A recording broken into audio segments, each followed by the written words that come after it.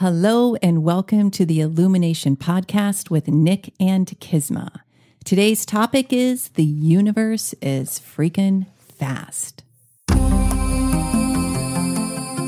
Welcome to the Illumination Podcast with Nick and Kisma, bringing you ancient wisdom for modern day success so that you can sparkle just a little bit brighter each and every day. If what you hear speaks to your soul, go ahead and give us a rating and a review in iTunes. You can also find us on SoundCloud and Stitcher. And hey, if there's somebody in your life that you think would enjoy this podcast, go ahead and share it with them.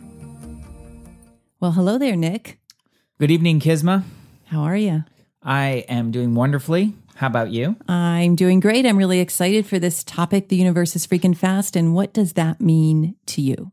Well, I think it's rather self-explanatory, but the flip side of that is procrastination and how to annihilate procrastination. Oh, yeah. I bet none of our listeners ever procrastinate. Well, I know I never procrastinate. Me neither. Oh, never. my God. Why would you procrastinate? Oh my God. All right. Seriously, folks, I get it. I know. I've been there. It's something, I look at procrastination as an epidemic. And it really goes against the universe because, not to get too love, light, and clueless, but the universe is this bundle of energy, and it really wants us to take action and be in flow. Yeah. I think, if there was a college degree in procrastination, I'm pretty sure that I would have qualified for that. Perhaps a master's. A master's, yeah, maybe even a master's or a doctorate. Of course, I would have never gotten my degree because I would have put it off. But yeah, it goes against the natural flow of life. Like life does move at a really different pace, and especially in this day and age, like things are speeding up, and there's a lot going on. But this is not new. Like It's not like there's just suddenly new rules to the universe and the world and how things work. It's just that now we have more opportunity than ever to step into an amazing flow with that. Yes, totally. The biggest impediment, procrastination. Procrastination really, it is like a disease almost. Totally. It's a mental disorder. It's a number of beliefs and paradigms and blockages at a subconscious soul level that really dictate the way a human does things, the pace, the rhythm they do things. And there's this very unfortunate element of self-sabotage, which is, I think, really at the base of many, many issues and situations of procrastination. You're saying that people are procrastinating so that they can sabotage themselves? Well, they don't know that. I mean, everyone out there, by the way, we'd love to hear back from you how this means to you, but it's not that we're setting out, hey, I'm going to self-sabotage this new job that I have. It's like there's some inner belief of whether it's low self-valuation, self-diminishment, lack of self-esteem that will then create a hiccup in the flow of action and create this procrastination. Yeah, that's a good point. There is an element of sabotage about that. Totally. Think about it. Yeah. Whenever we procrastinate, what are we doing? So for instance, who out there has seen right before their eyes an action or a series of action steps that you needed to take for the betterment of either your family, your business, the job you work at, your community, yet you didn't take them? Well, I know I've done that. Yeah, I've done it too. So when you look behind that or deep inside of that, what is that? It's not just like, oh, I don't feel like doing it. There's a reason you don't feel like doing it. It's a very low grade kind of fever and blockage that prevents you from taking the action you should. This is why so many businesses, so many entrepreneurs who start businesses don't finish, because at the core level, they don't believe in their valuation. Their self-valuation is low. And this really does affect how people take action and follow through and build their business. Does it have to be something so deep, or can it just be, I don't like doing that? Well, that can be there too. I just don't like it. There can be a sense of what we would call tamasic behavior. So that tamasic behavior, I see as a habit.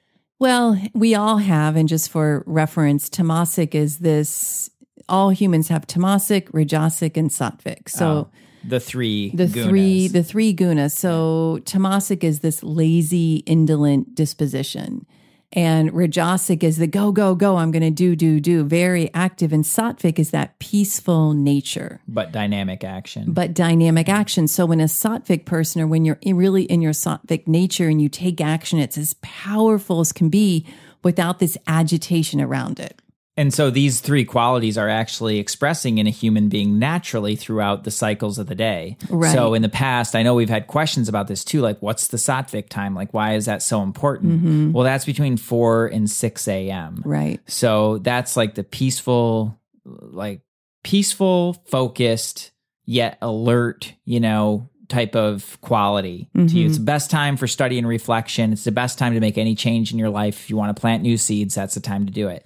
Rajasic time is like activity. If you think like if it had an element quality to it, it'd be more like fire, or even like wind, where it's just like it's going in a lot of different directions, and it can be impassioned, right. and it's directed externally. It's extroverted action into the world, which is basically what we do from 6 a.m., depending on when you wake up, but basically from 6 a.m. to 6 p.m., you're in the activities of the day. That's your work day. That's when you're out doing your thing and doing what you do. And then after that is tamasic time. Right. So that's 6 p.m. to 4 a.m. And it just look at like, that's the time when most people are watching TV. And that's the time when we go out and do things that, might cause some trouble. It might get in a little trouble if you're going to take it out that far. But, but that's times typically when you'd like, oh, okay, well, I'm going to have a drink, or I'm just going to, I'm going to sit back and, maybe you're reading a book, which is nothing wrong with reading a book. Nothing's wrong with any of this. This is a normal flow of the day. Yeah, it's where it's how it's directed. Like there are constructive, like your rajasic part of the day can be ultra productive. Right. Freaking awesome, man. Go rock it. But it can also be very agitating. Exactly. So when I look at that rajasic piece of the day, the meat of the day, okay, when you're doing the activities that you're required to do or you want to do, think about it. If a human procrastinates during this rajasic time, it's going to create even more turmoil and chaos and really discombobulated energy, because that's the time of the day where one is to be in empowered action. Right. Yeah, it's painful. Oh, man. Like, you're supposed to be doing it, but you're not. And you're just choosing to not do it. Yeah. And, it's funny. I was out... awesome waves this week. Like I've been out surfing every morning and it's really just been getting better and better and really amazing. But one of the lessons that I've learned and I continue to relearn out there is that you have to make a decision and you have to take immediate action because the ocean changes fast. And, when you're out, like for me, big for me, and I don't know, like maybe there's, awesome surfers listening to this that are like, dude, but big for me is like, we're out in head high waves, so that's what, 5, 6, 4 to 6 feet, okay. Chest to head high waves, fun size waves, and they're coming through in sets and those sets can come up really fast. I bet. And especially for me, like I don't have 20/20 vision. I'm nearsighted. So I don't necessarily see them out as far. Yeah. So what, all of a sudden there's a big wave on you? It's like when you see it coming, it's there. You're either going for it or you're paddling directly at it and you're hoping to punch through. And get over it. Yeah. And if you don't make a decision and act very swiftly, that wave is coming down right on your head. It's going to eat you. Yeah. And so, and I've made the mistake of like, oh, should I, which way am I going? And then I'm caught right in the middle and then that freaking wave comes down right on my head. Yeah. And it's like, it's literally painful, it's physical pain and it's really tiring. So that to me was like one of the biggest life lessons that I just sort of like relearned and understood in a much more deep way is that when you have the opportunity, you make a choice and you take an immediate action. Yes. And if you don't, you're actually going to create some major problems for yourself. And this is so true. So I love the idea of the wave, because what we're saying is the universe is freaking fast. The universe rewards speed. And I've been give a little plug here. I've been doing these illumination insights on my Facebook page. So just go to my Kisma Awake, facebook.com/Kisma Awake. And every day I'm going to do an illumination insight. And today I was talking just about this, like the universe is freaking fast. The universe rewards speed. So, and this is so great. Like you can see it in the nature, right? If you don't make that decision to either, whatever you surfer guys do, punch through or paddle or get the wave, it's going to come down on top of you. Yeah. As will life. It's going to run over you just like a Mack truck. It's going to run over you. So just like life, if you are faced with decisions and you're not taking action, it might not feel like a wave, but sometimes it will. And as those lack of action steps happen, is the more procrastination, it's like being pounded again and again and again. And then pretty soon a human is just plain stuck. Well, this is what's and this is the massive amount of people that I see getting beat up by life is that they're not taking the actions that are in front of them. And so life is just happening to them. And then they're really confused and they're disappointed and they're beaten up by it. And they're just like, man, I'm just waiting for the other shoe to drop. Right.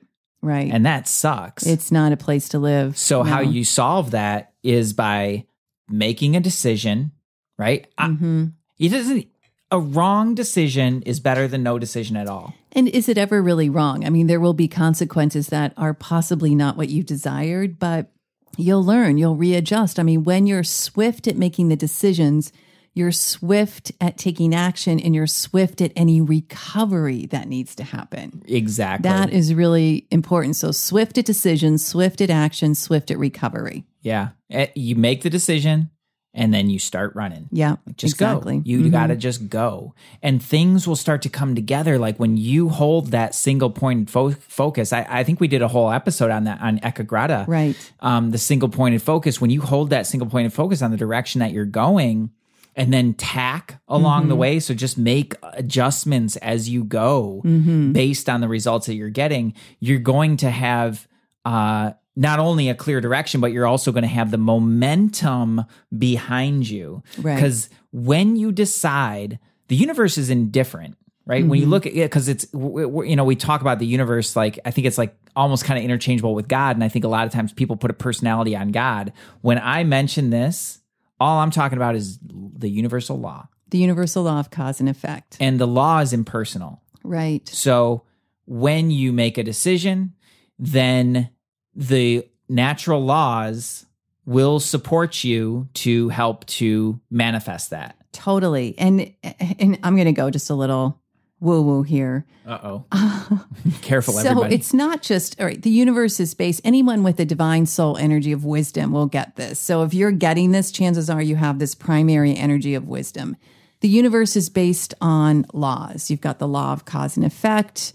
We see it in the laws of gravity, but in the law of cause effect and in the laws of truth, what will happen is, as Nick said, when we take action, we're rewarded. Now, you can look at it as a massive energy, but I also look at it as each one of you have this spiritual team. You have your personal spiritual team. Now, you can sort of giggle and laugh at me, but I know you want it. Like, I know you want to know who your team is. So you have a personal spiritual team.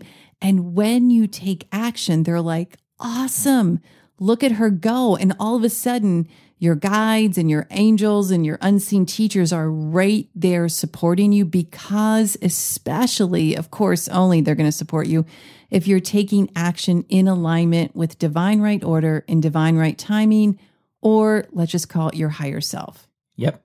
That pretty much sums it up, like, way to take it out there. Yeah, I'm going to take it out there. Spiritual team. It's true. Yeah. So think about when you're faced with a decision and you know what the decision is, that's in alignment with your higher self, your full potential self, divine right order, and you move in action, the universe is going to reward you energetically, and your spiritual team is going to be like right behind you. So that's where I want to say to people, if you're procrastinating because you have fear, let the fear go. Fear is the symptom of procrastination. Fear is a symptom of blockages and beliefs.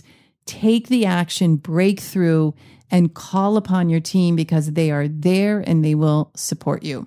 Yeah, what's that saying? Action is the middle finger to fear. Or action is the middle finger to resistance. Bam. Yeah, so if you're resisting the action, man, you just flip it off and take action. Yeah, just take an action. It will, what will happen is at first you'll be like, oh, do I have to? And then you'll do it and you'll get to the other side and you'll have this sense of achievement and fulfillment, which is really a driving need for many humans.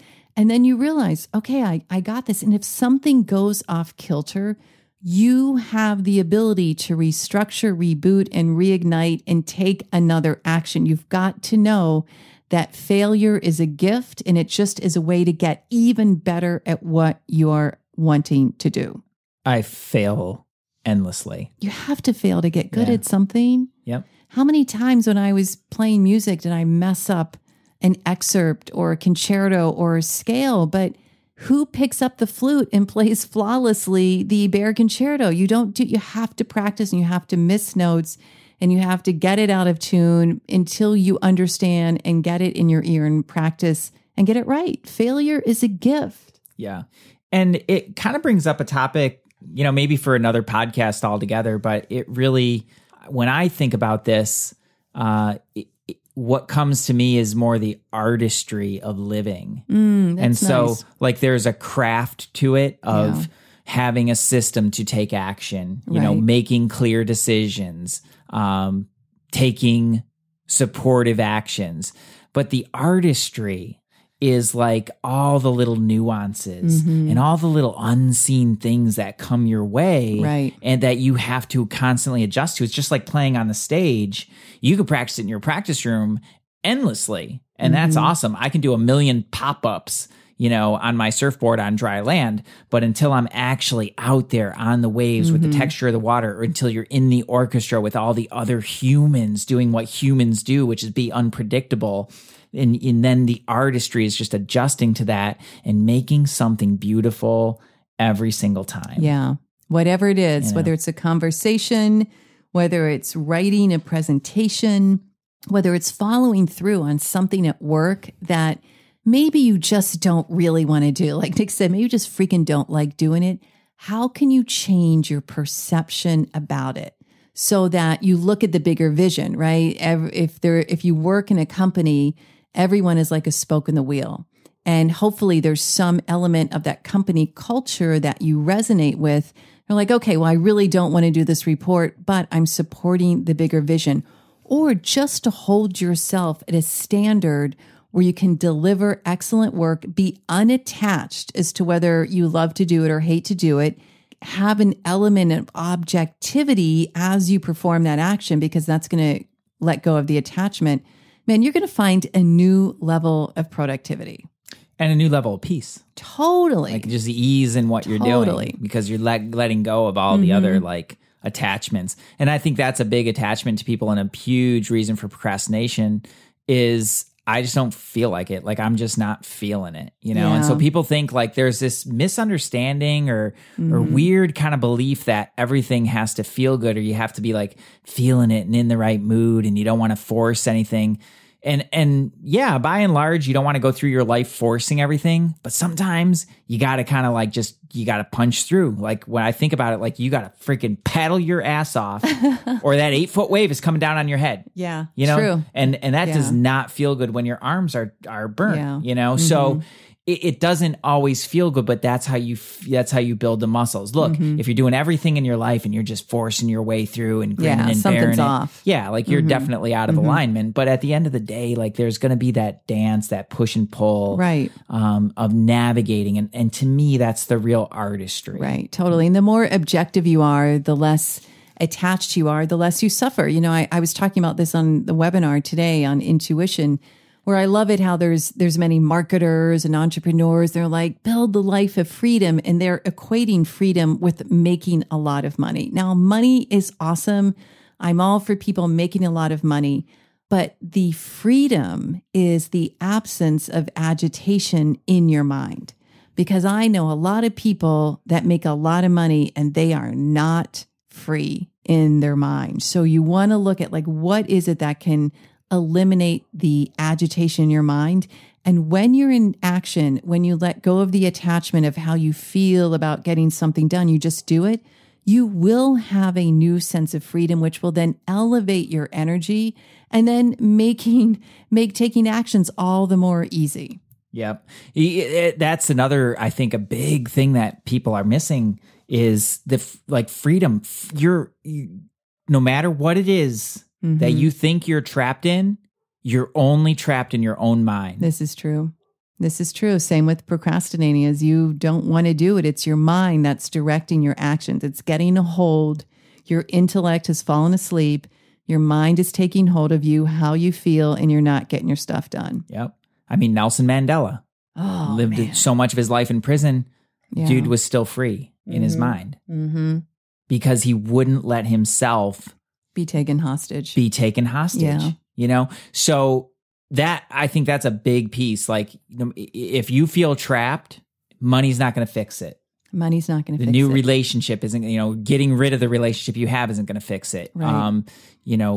Whatever else that thing is, that either the new job, is not going to fix it. It might feel good for a while because sometimes change feels good. Right. But sooner or later, you're going to be trapped in your mind again. And so that kind of leads us back to where we were going in the beginning of some of the deeper layers of the procrastination. You talked about low self-valuation, the fear of failure, things like that. Can you talk a little bit more in depth about some of that and how those bind a person and keep them in that stuck pattern? Yeah. So sometimes you just look at if something's happened to you in the past. We call this an analogical experience. It's very traumatic.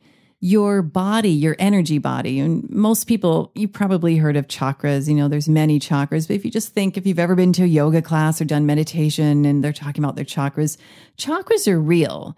And I get a little annoyed when people talk about them in a real love, light, and clueless way. Like, your chakras are like these energetic wheels that allow a flow of vital life force energy in. So who doesn't want a flow of love coming in and coming out? Who doesn't want a flow of money coming in and coming out, right? So when something happens that is traumatic, one of your chakras can take a hit, so to speak, and grab an emotional identity that then begins to attract more of the same. So I see this a lot with people who are really breaking through, say, lack and limitation, consciousness, or confidence. They've had something happen and they're layering that persona. So pretty soon they're living their life from what is called a shadow side. They're living their life from low self-confidence because they're just layered in these beliefs. So we have plenty of clearing processes that clear these and then allow the true essence of the human to be front and center so the world doesn't affect you like it normally would. You want to look at everything like as energy and as magnetic. What is the resonance? What are you attracting? What you attract into your life is what is in your field. So it allows you basically to express more of your potential. Yeah. Look, I don't know about our listeners, but I'm pretty sure if you're listening to this is one of your desires. You want to live from your full potential 100%. You're really striving to be the best person, the best human you can, to not be agitated, to not be conflicted, to observe this ever-changing world and have a position of objectivity and compassion and kindness. You want to live a good life. Life is short. What happens when we get to the end and we're like, holy shit, did I not live even close to my full potential?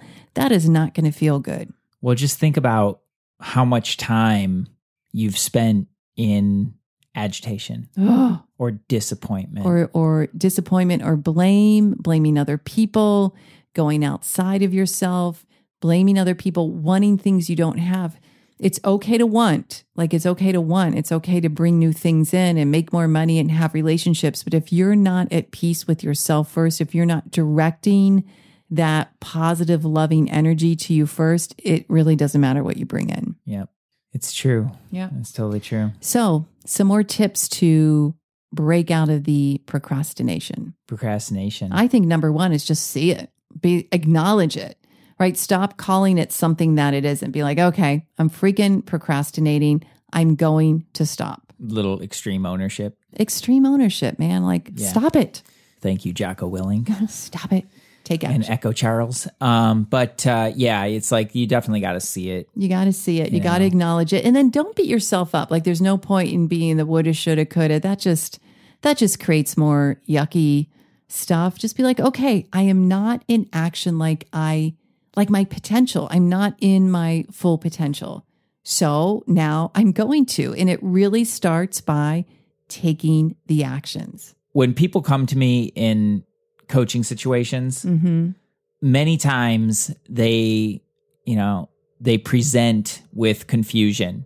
Yes. And they're like, I just don't know what to do. And very few times have I found that to be actually the case. Yes, they actually do know what to do. They're just not doing it. Yeah.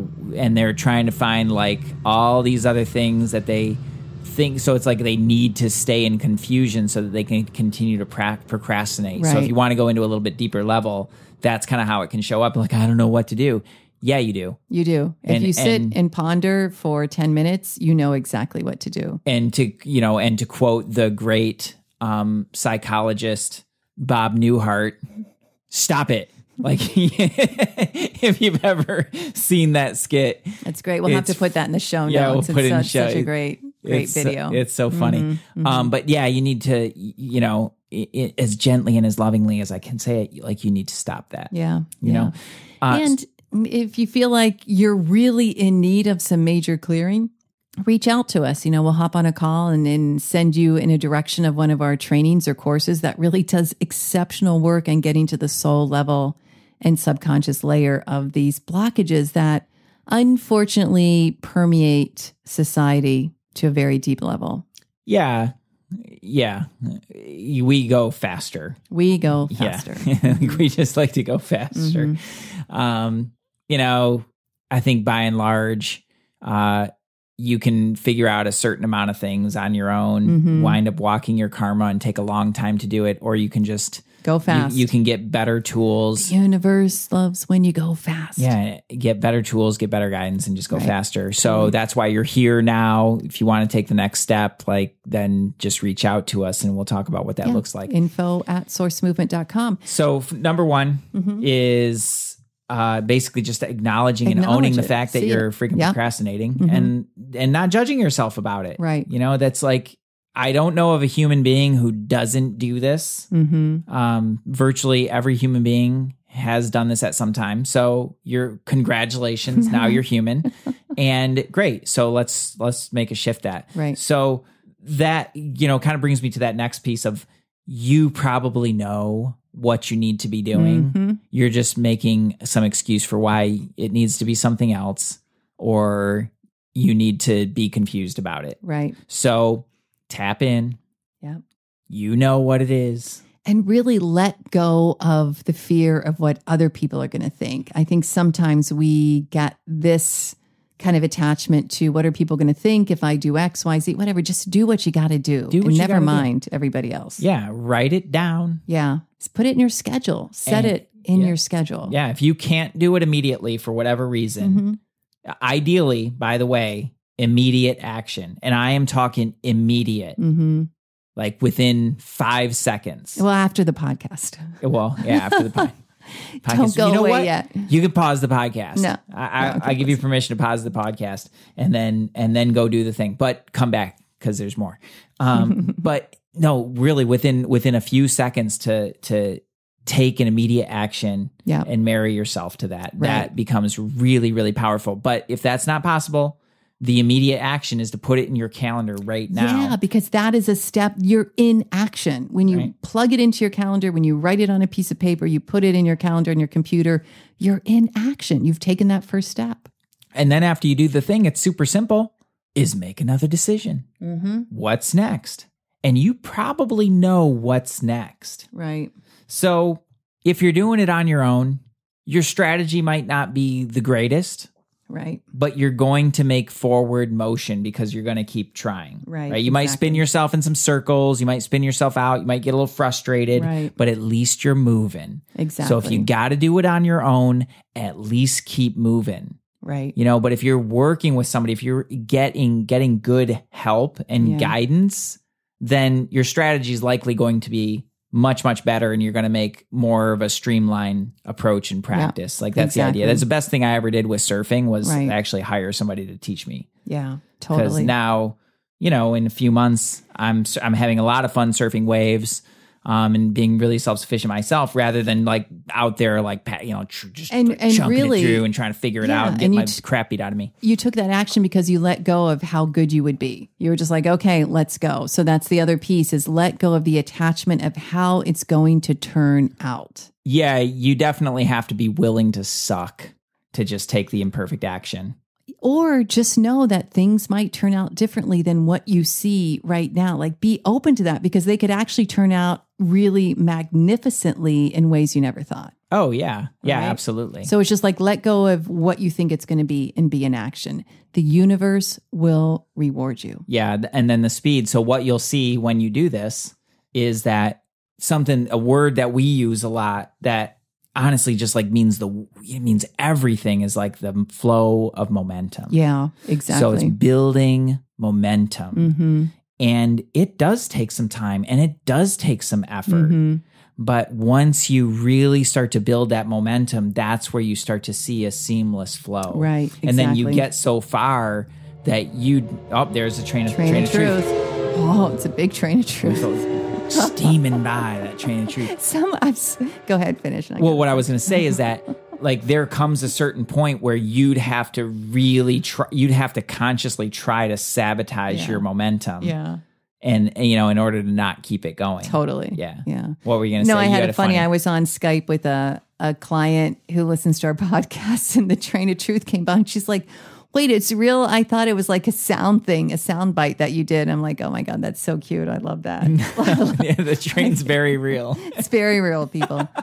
So acknowledge it, take action, let go of attachment. And if you need some extra help, email us info@sourcemovement.com. And remember, the universe is freaking fast, and we are here to help you annihilate your procrastination. Yeah. And on this page is some of our tools for keeping you grounded. Yeah, get those tools. Getting onto some of that. So if you have video series, it's so awesome. Yeah, if you haven't opted in for that, it should be right on this page, or if you're seeing it somewhere else, you go to sourcemovement.com/success. Success, they're awesome tools. And you'll see like our faces, and they're kind of cute videos. Yeah, they're really great. There's some other things behind that you can opt in for. If you want to go a little bit deeper, but that's actually a free resource. That's amazing. And those tools are deep. Like they seem they work ancient, super simple, but they're really, really powerful. Tools. Awesome. Do we have time for a question? I think we have time for a question. All right. So this question came in. I believe it's going to be applicable to many of our listeners and help you. So someone wrote in saying, I'm trying to work on my marriage and even decide if we should stay together. How do I best influence my spouse to be a better partner? Well, nothing like a quick little question. Little light something. But you know what? So many people are, I know this person is really looking at, I want it, how do I just make it all go higher in the potentiality of it working out? How do I, influence is a strong word, but I know they have the best interest at heart. Well, I'm sure we've all been there at some point, and this points us back to, we need to do a relationship. Yeah. A podcast on relationships, or at least communication we talked about. Yeah. So maybe that. Mm-hmm. But since the question's here right now, let's address it. Number one is you're dealing with another human being. Mm-hmm. And human beings are going to be exactly who they are. And I don't want to be all mysterious about it, but basically a person is who they're going to be. Yeah. And your job is not to change that human.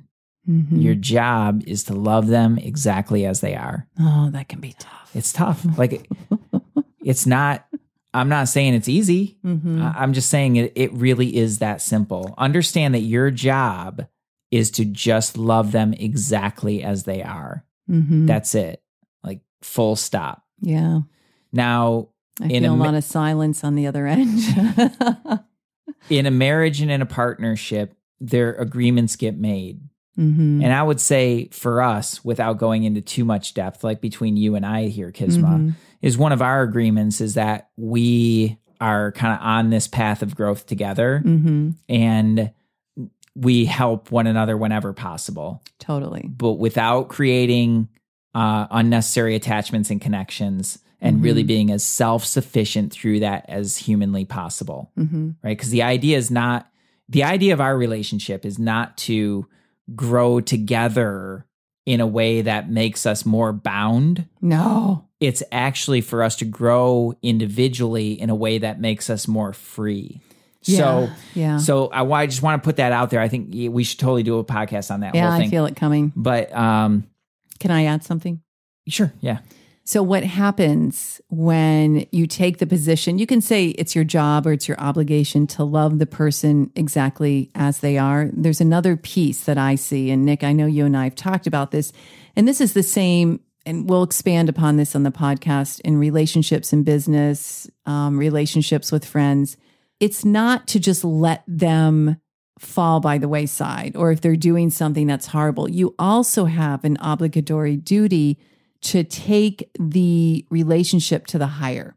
So if someone, say your husband or your wife is doing drugs and it's affecting your marriage and your children, you love them, but you also have the obligation to sit them down and say, hey, this is not going to fly. Yeah, that's the next part. I was getting to that with the agreements that you make, right? So that's our agreement, and if I started doing drugs, you can bet that Kisma would have something to say about it. Oh, yeah.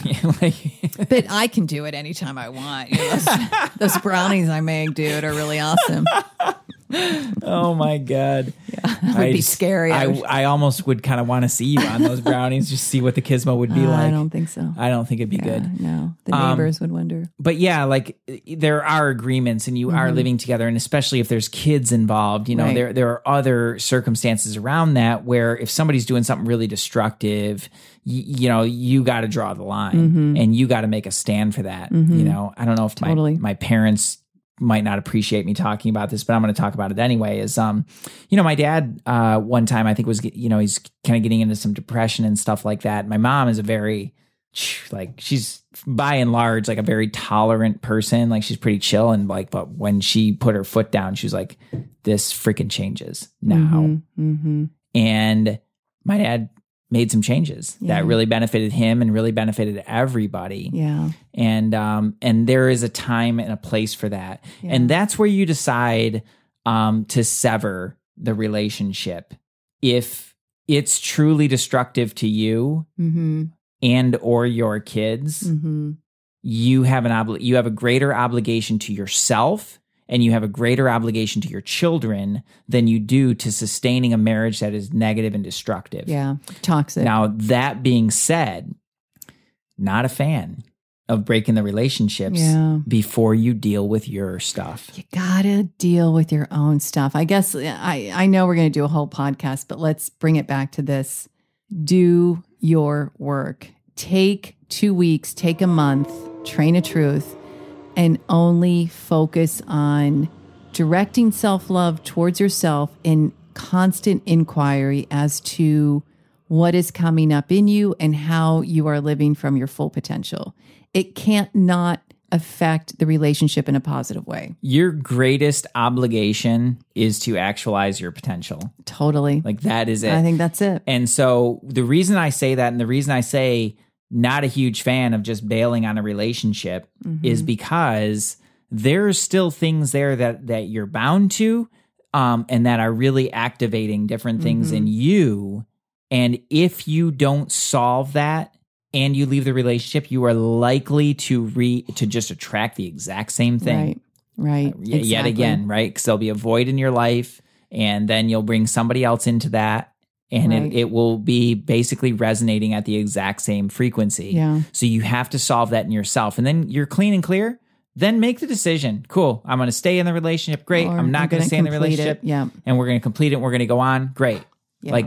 But before you actually get to that point of resolving everything in you, then you're still in a very precarious situation. Right. So that's I think the shortest answer. That's the shortest. We'll do a podcast on that in the next couple of weeks. Yeah. Yeah. Coming up. Forthcoming. Potential relationships. Yeah. Yeah. Well, awesome, everyone. Thanks for being here. We truly, truly appreciate you. If you have any questions, please send them in info@sourcemovement.com.